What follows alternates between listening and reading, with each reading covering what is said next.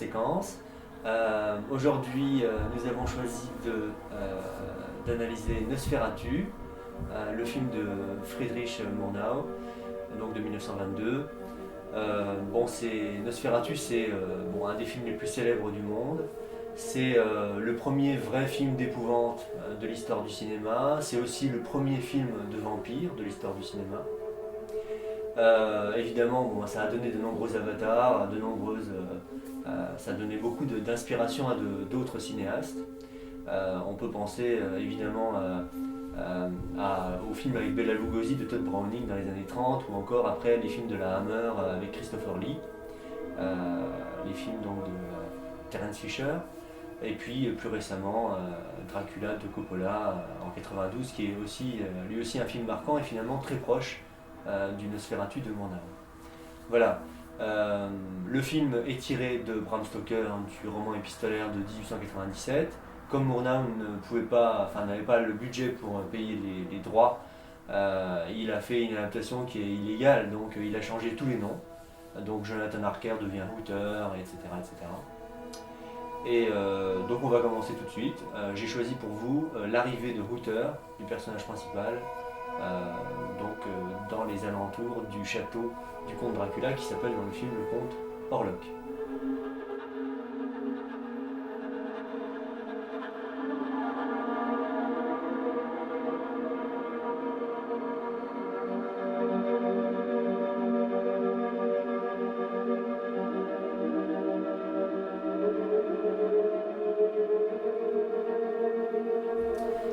La première chose qu'on peut remarquer dans cet extrait, donc vous avez compris que Hooter en fait est en train d'arriver près du château et que le voyage étant long pour arriver jusqu'au château, la lumière baisse et qu'on approche de la nuit. Évidemment, la nuit, on sait à quel point dans les films fantastiques, c'est souvent synonyme d'angoisse et puis d'inconnu.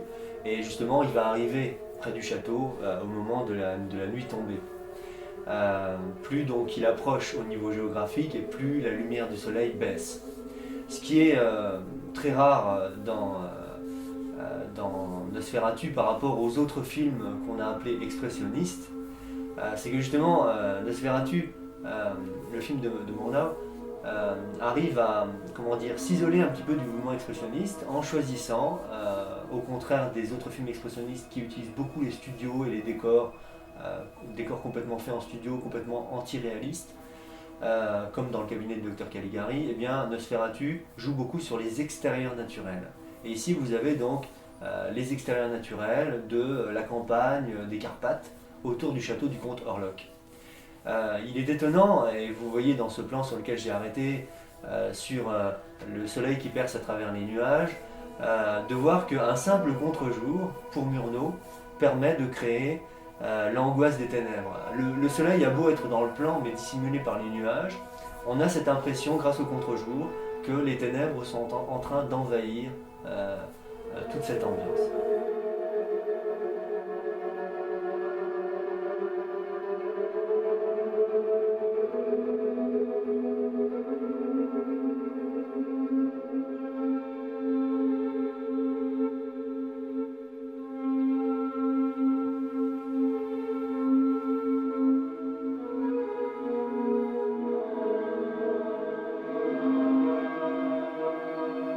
Ici, vous constatez que la plupart des plans sont fixes, comme souvent chez Murnau, c'est-à-dire que, comme on l'avait déjà dit lors de notre analyse sur Homer, plus on fait des plans fixes régulièrement, plus tout à coup, quand arrive un mouvement de caméra, il va paraître pertinent et il va paraître réfléchi, plutôt que de mettre des mouvements de caméra sans arrêt. Ici, la plupart des plans sont fixes et donc on a des raccords, ici un raccord dans l'axe, c'est-à-dire que on se rapproche simplement des deux personnages qui sont en train de discuter sur la carriole, Hooter avec le conducteur.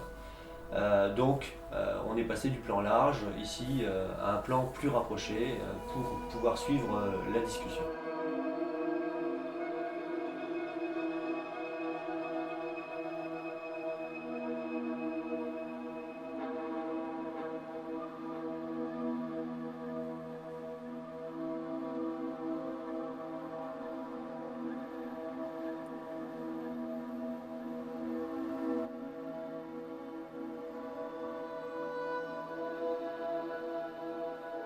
Si je m'arrête sur Hooter qui regarde un petit peu vers nous, vous constatez que, bon, comme ça a été repris dans de nombreux films fantastiques ensuite, ou de nombreux films d'horreur, on prévient le héros qu'il ne faut pas s'aventurer au-delà.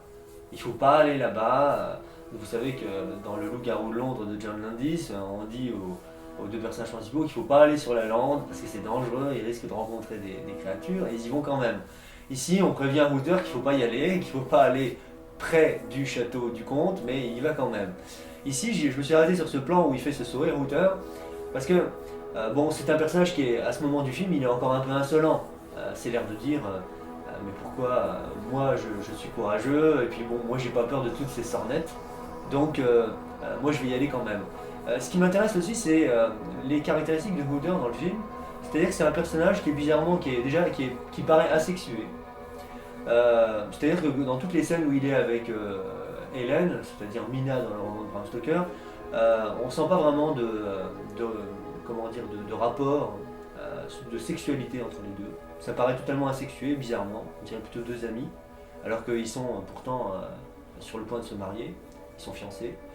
Mais c'est intéressant parce que on sait que Nosferatu, le personnage du comte Dracula, c'est en quelque sorte une autre facette, une deuxième facette du personnage de Hooter, de Jonathan Harker.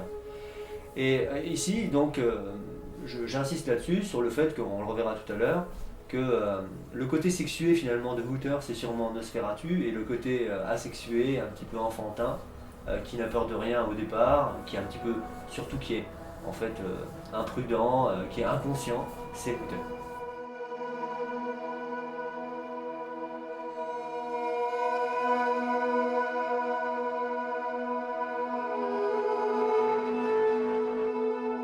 Dans ce plan suivant, on vient de voir la carriole quitter le champ, donc elle est passée hors cadre par la droite, et ainsi Hooter se retrouve seul, en plan assez large, dans ce grand décor, et c'est à ce moment-là, au moment où il quitte la carriole, que les moments de solitude vont devenir de plus en plus forts, et vous allez constater, on ne s'arrêtera pas à chaque fois, que dans les plans qui suivent, à chaque fois, Murnau essaye d'isoler Hooter dans un espace gigantesque.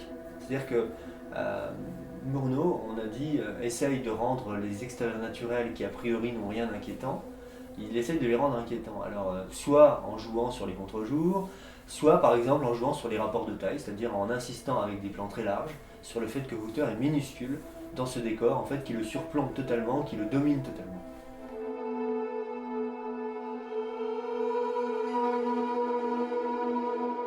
Je m'arrête juste encore un instant sur le plan sur le pont, parce qu'on a déjà vu un pont précédemment, juste avant, et maintenant on voit encore un autre pont. En fait, ici, bon, vous comprenez à quel point le pont est métaphorique, qu'il y a une espèce de petit ravin, et que le pont, c'est le passage, tout simplement, au sens propre, entre deux mondes. Entre le monde des vivants, le monde des gens réels, et puis le monde du fantastique, le monde de l'irrationnel. Voilà. En franchissant ce pont, d'ailleurs, un des cartons de départ, qui n'est pas le carton que vous allez voir là, disait que lorsqu'il eut franchi le pont, les fantômes vinrent à la rencontre de Hooter.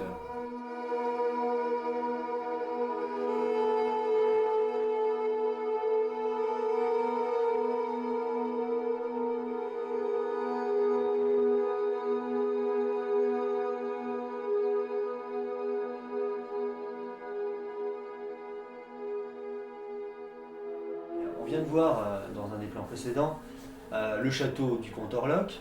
Je trouve ce qui est très intéressant, c'est que on a toute une imagerie depuis de châteaux fantastiques, de châteaux hantés, de châteaux inquiétants, qui ont tous généralement la même apparence. On peut aller revoir d'ailleurs dans le film de Coppola le château qui est très intéressant mais qui est très différent. Et ici, c'est minimaliste, c'est-à-dire c'est à l'image du film où on a des extérieurs naturels, où on utilise le moins d'effets spéciaux possible. En fait, le château, c'est juste, on a l'impression que c'est juste une tour.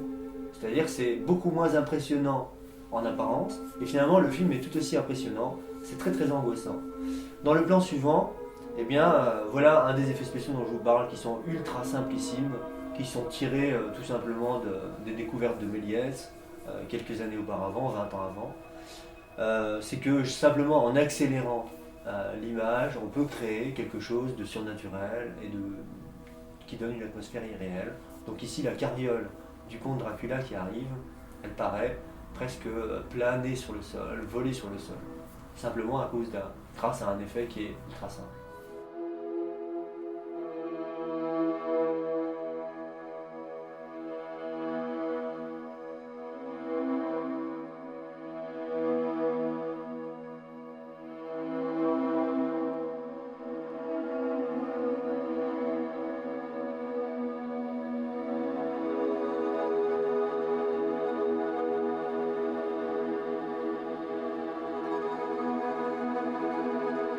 Ici, première apparition dans le film de l'acteur Max Schreck, déguisé donc en Nosferatu. Vous voyez que là encore, il ne faut pas grand chose pour créer l'angoisse, simplement un personnage au regard étrange, caché dans une espèce de tunique, avec un chapeau. Et surtout, ce qui est intéressant, c'est que la plupart des plans dans Nosferatu sont des plans avec des espèces de caches qui sont circulaires, comme un peu du vignettage, et qu'ils n'apparaissent pas tout le temps, mais ils apparaissent régulièrement avec des tailles différentes, et que la plupart du temps, ça influe complètement sur l'impression du spectateur, c'est-à-dire qu'on a l'impression que notre vision est perturbée. Et on peut même se demander si, en fait, on ne voit pas le film dans la plupart de ces plans-là, par le regard finalement, un regard qui est un petit peu diabolique ou vampirisé, par un regard qui est affecté par le vampire. C'est-à-dire, est-ce que c'est pas le regard subjectif du vampire qui nous est donné à voir ici? Donc c'est une vision, non pas réelle de la réalité, mais une vision qui est effectivement perturbée.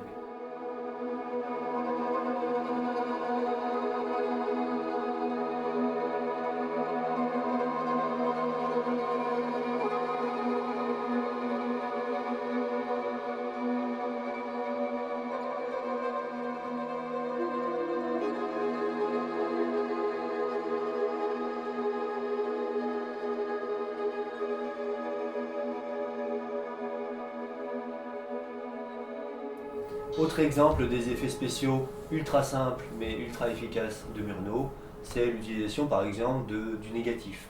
Ici, les couleurs, si on peut dire, sont en négatif. À propos de couleurs, je signale justement que le film d'origine est teinté suivant les plans. C'est pour ça que vous avez pu voir là ici des couleurs bleutées pour la nuit, mais parfois pour les parchemins c'est jaune, etc. Par contre, la musique qu'on entend est une musique réalisée, qui a été composée récemment par Galeshka Moraviov pour l'édition du DVD, mais il n'y avait pas au départ de bande-son qui accompagnait le film. C'était des gens, soit il n'y avait pas de bande-son, soit des gens improvisaient sur le film.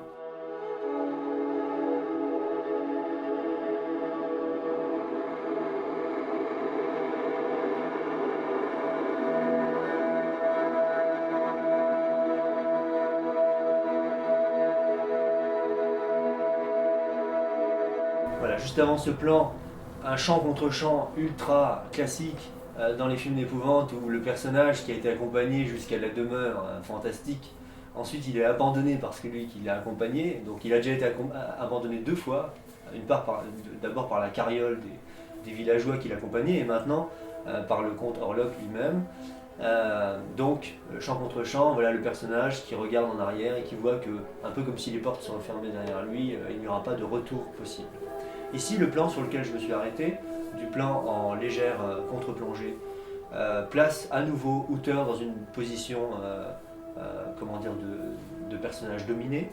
Il est en contrebas de cette porte imposante. On va constater d'ailleurs que les portes dans cette arrivée au château sont très marquées par le gothique. Et on sait à quel point l'expressionnisme allemand a été marqué par le roman gothique du XIXe siècle.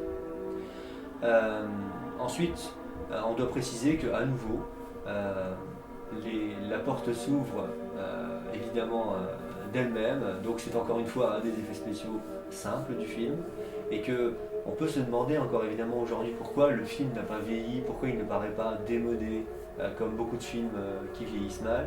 Eh bien, je pense qu'une des réponses, c'est le fait que c'est la simplicité des effets utilisés par Murnau, on le constate encore une fois ici. Pour que ça se démode pas trop, il vaut mieux utiliser des choses qui soient ultra simples.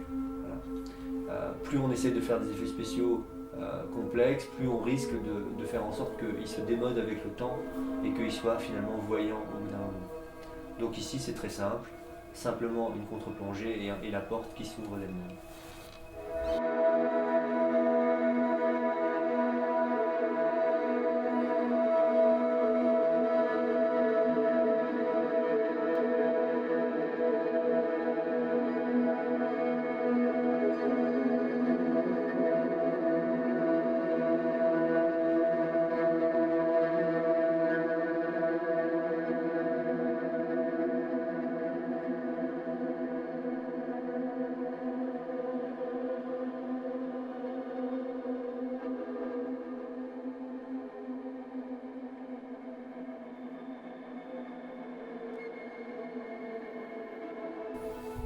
Ici, on vient d'assister donc à une succession de chants contre chants qui sont soit donc qui sont alternativement en plongée ou en contre-plongée.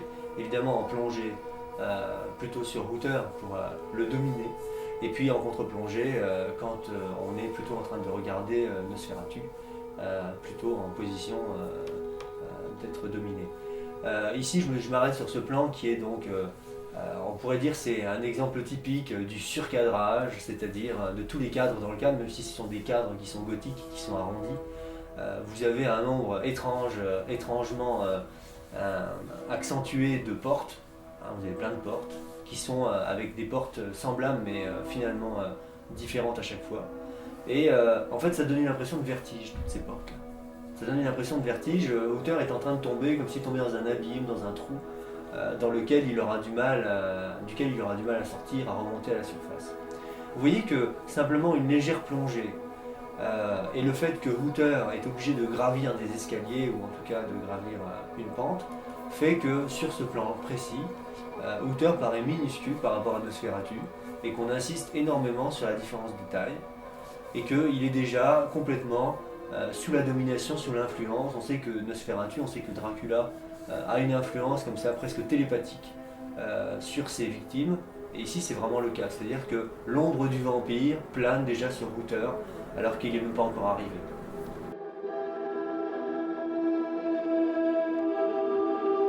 Cette impression qu'on vient de décrire, ici simplement on est dans un raccord dans l'axe, on s'est rapproché, on est maintenant en plan rapproché, mais elle est la même, c'est-à-dire que en fait, Hooter n'est pas plus petit que Nosferatu dans la réalité, mais ici, en utilisant la pente du chemin, eh bien, on insiste à nouveau sur la différence de taille qui est exagérée évidemment par la mise en scène entre Hooter et Nosferatu.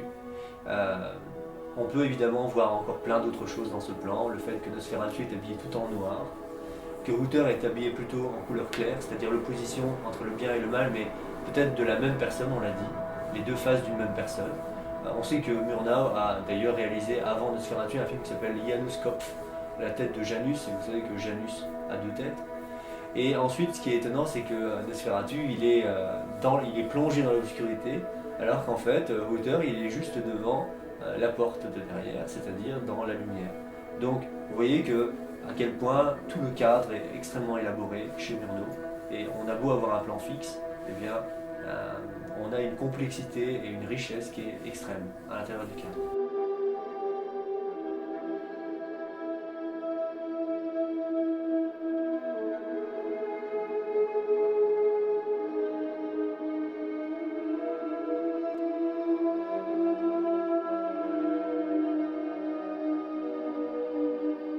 Hooter va marquer un temps d'arrêt avant de suivre vraiment le conte, on remarque, c'est assez intéressant, assez drôle, mais finalement il suit quand même. Et en fait c'est sur ce très beau plan, donc nous allons terminer cet extrait, le plan de Hooter qui s'engouffre dans l'obscurité, dans le monde obscur, dans le monde des ombres. Il faut rappeler peut-être que Murnau a eu une existence qui est tragique, il est mort en accident de voiture à 43 ans, qu'il a été marqué par de nombreuses morts au cours de sa vie, qu'il y a des anecdotes qui sont assez troublantes, que quand son corps a été récupéré après l'accident de voiture, il devait être embarqué sur des navires en Californie et que les marins refusaient d'emmener un cadavre dans le bateau, un cadavre dans le cercueil, et que c'est d'autant plus troublant qu'on sait que dans Nosferatu, il y a toutes ces scènes justement où Nosferatu se cache dans un cercueil et qu'on emmène le cercueil sur les bateaux et qu'ensuite ça va causer des tas de malheurs à cause de superstitions. Et donc, voilà, les films de Murnau, ensuite on retrouve cette ambivalence entre ombre et lumière qu'on a dans Nosferatu, on les retrouve dans les autres films, dans beaucoup de films de Murnau, évidemment dans l'Aurore, entre la femme brune et la femme blonde, entre la ville et la campagne, évidemment aussi dans Tartuffe, avec cette ambivalence du personnage qui peut être aussi démoniaque d'un côté, mais aussi charmant de l'autre, et puis également aussi dans Faust, puisque il faut trahir évidemment son âme pour pouvoir vendre son âme au diable pour pouvoir sauver la population de la maladie.